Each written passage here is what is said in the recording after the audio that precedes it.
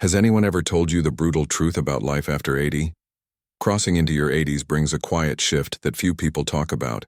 Not the obvious things like birthdays or slower mornings, but the deeper, often unspoken changes. It's a time filled with both wisdom and loss, presence and distance, deep peace, and sometimes deep loneliness. If you're not prepared for these shifts, they can catch you off guard, leaving you wondering, why didn't someone tell me? In this video, we'll explore 5 brutal realities of life after 80. Not to scare you or bring you down, but to offer clarity. When you understand these truths, you're no longer at their mercy. You can prepare for them and face them with strength instead of surprise. We'll discuss the shrinking social circles, the body that no longer bounces back like it used to, the creeping dependence that feels uncomfortable even when necessary, the quiet way society starts to overlook you, and that strange ache that happens when old regrets meet too much time and too little purpose. Stay with us until the end, because while some of these truths may feel heavy, they also open the door to something powerful: acceptance, resilience, and a chance to shape your final years with a dignity that only you can define. Let's talk about what really happens after 80 and how you can walk through it with open eyes, steady hands, and your head held high. Number 1. A social circle.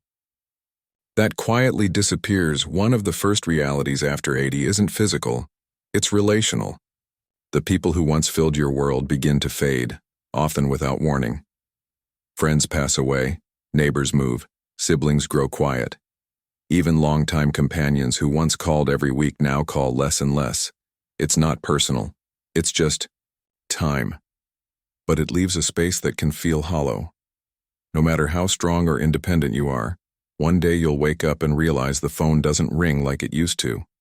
Invitations slow down, family visits become shorter and more rushed. People still love you, but they're busy or distracted or dealing with their own aging in different ways. Slowly, the everyday interactions that once filled your life with voices and laughter start to thin out. This isn't something anyone really prepares you for in your 60s or 70s. Most people are still around then. There's energy, movement, and check-ins. But after 80, something shifts.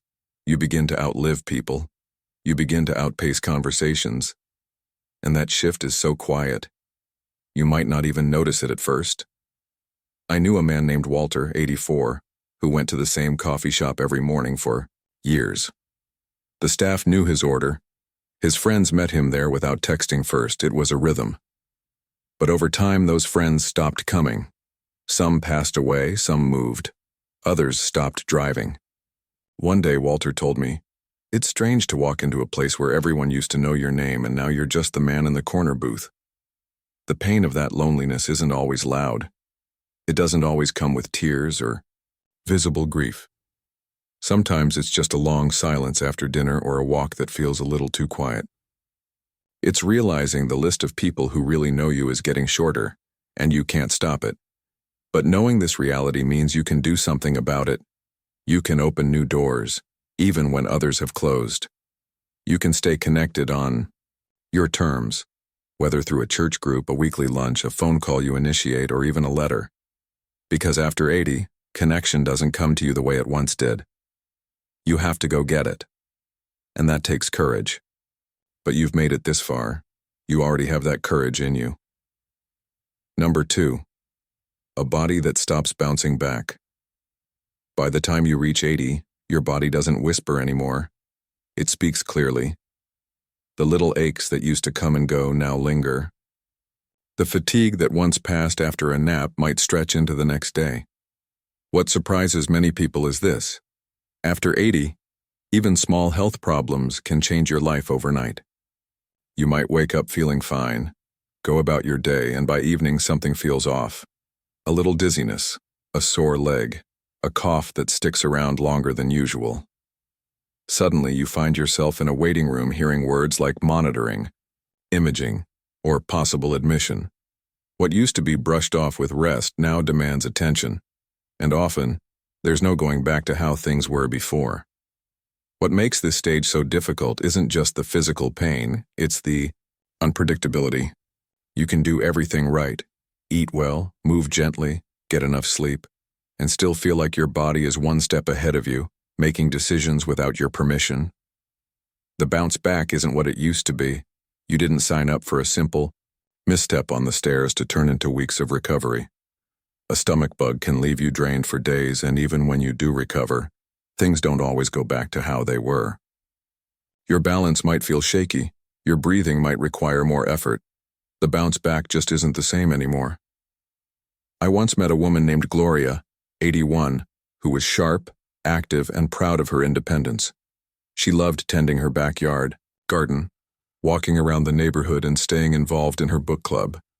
But after a minor fall while trimming a rose bush, everything changed. It wasn't the injury itself, she told me. It was the aftermath.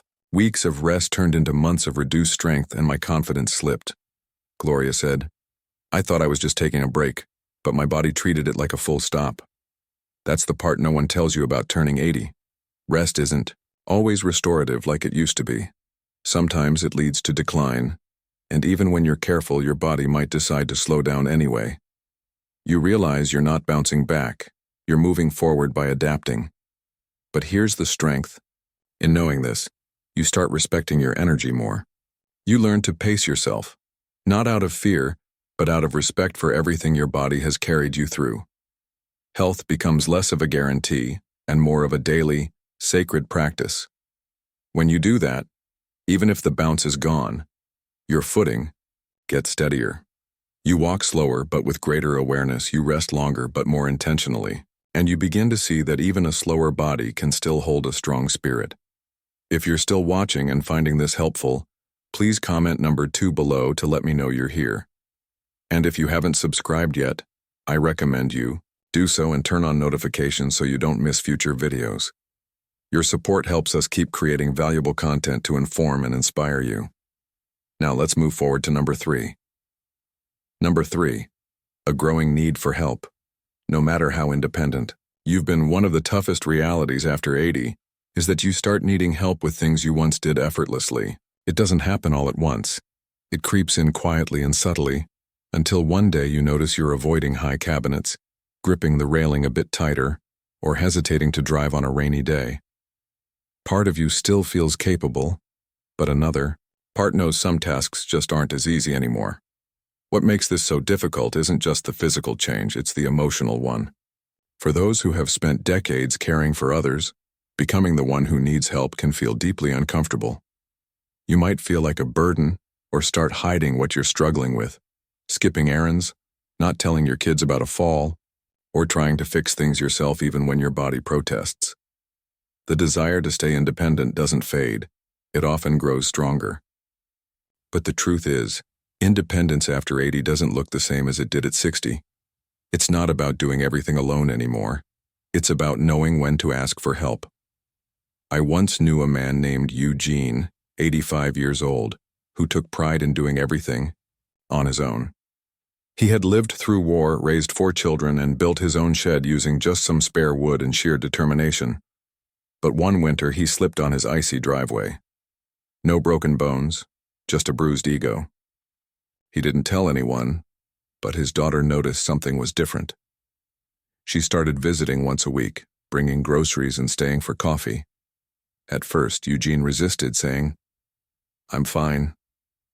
But over time, those visits became a comforting routine. Eventually, he admitted something that even surprised him. It was nice not having to carry everything by himself. That's the important shift. Asking for help isn't a sign of weakness, but of wisdom. Accepting help doesn't mean losing independence, it means protecting it. When you let someone assist you up the stairs, drive you to appointments, or carry a heavy bag, you're actually giving yourself more time to do what truly matters. Help doesn't always have to come from people either. It could be a grab bar in the shower, a stool in the kitchen, or a reminder on the fridge. These small aids don't diminish your dignity, they preserve it. After 80, sometimes the bravest thing you can say is, "I could use a hand." Because as you age, choosing safety over pride, peace over struggle, and connection over isolation shows real strength. A presence, one of the toughest realities of life after 80, isn't about your body or memory, it's about your presence. You start to feel invisible. Maybe not to loved ones, but to the world around you. The cashier skips over you, talking to the person behind.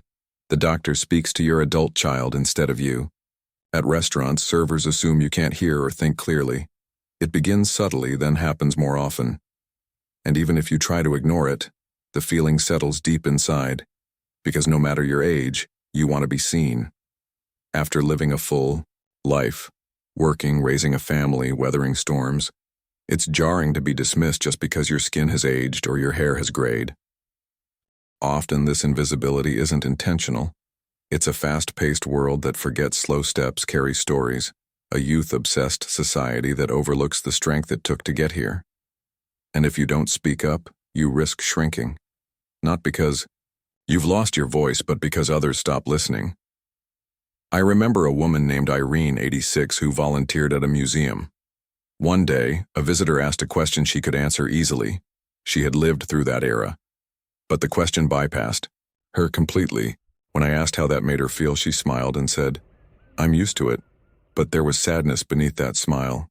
It's the kind of sadness that comes from being treated like furniture instead of fire. But you are not furniture or background. You are still here, still thinking, still contributing. And just because the world sometimes forgets that doesn't mean you have to. Speak up, ask questions, share opinions, vote. Tell your stories even when no one asks. Stand tall, even if your knees wobble. Every time you claim your space, you remind everyone, including yourself, that you are not done, not invisible. If you're finding this helpful, please comment 4 below to let me know you're here. And if you haven't already, subscribe and turn on notifications so you don't miss future videos. Your support helps us keep making content that informs and inspires. A sense of regret. If you don't redefine your purpose as you move further into your 80s, a quiet heaviness can settle inside. Life slows down. Your calendar is less full. Your days quieter. This space can be beautiful, a chance to reflect and remember. But if you're not careful, it can turn heavy. The kind of regret that whispers, "I wish I'd spent more time with them," or "Why didn't I take that chance?" This feeling isn't talked about enough. We celebrate aging for its wisdom, the freedom retirement brings, the joy of grandchildren, and that's all true. But the unspoken question often lingers. What now? I knew a man named Stanley, 88, who taught for over 40 years. After retiring, he felt proud but also hollow. "No one needs me anymore," he said. But that wasn't true. He just hadn't found a new way to be needed. Because purpose doesn't retire, it simply changes shape. Maybe you don't build houses anymore, but you build confidence in your great-grandchildren with your stories. Maybe you don't lead meetings, but you lead with presence when someone is grieving.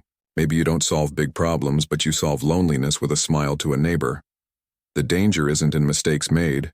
Everyone has those. It's sitting with them too long without finding meaning. When you redefine purpose, not by productivity but by presence, you realize there's still so much to give. Not just to others, but to yourself. The most important work after 80 may not be for legacy or applause. It may simply be waking up each day with kindness in your heart, curiosity in your eyes, and the courage to ask, "How can I bring a little light today?" That's not regret. That's redemption. And it's never too late. Reaching your 80s is a milestone, built on decades of love, loss, effort, change, and resilience. With that strength come new challenges. Some subtle, others impossible to ignore. Facing these realities doesn't make you weak. It makes you honest. It means you've lived long enough to see life as it really is. Unpredictable, sometimes unfair, but always worth showing up for. Which of these 5 truths resonated with you most? Was it the silence as your social circle shrinks? The frustration of a body that doesn't bounce back? The discomfort of needing help when you've always been the helper? The feeling of invisibility in a fast-moving world? Or the ache when your purpose isn't clear anymore? Whatever it is, I hope you feel seen. You are not alone in the slowing down, the forgetting, the questions that keep you awake, or the moments wondering what comes next. And here's the good news. Even now, at this stage, You get to choose. You can choose connection, rest, asking for help, speaking up, or showing grace. You can forgive yourself for what didn't happen and honor what did. This chapter of life isn't the end. It's the deep part of the story, where every word matters. Small gestures carry weight, and your presence, patience, and perspective become your greatest strengths. Thank you for watching. We'd love to hear from you. Leave a comment below sharing one thing you learned and how you plan to use it. Your thoughts inspire and motivate us. If you found this helpful, please like, subscribe, and share. Your support helps us keep creating content to inform and inspire. Thanks again, and see you in the next video.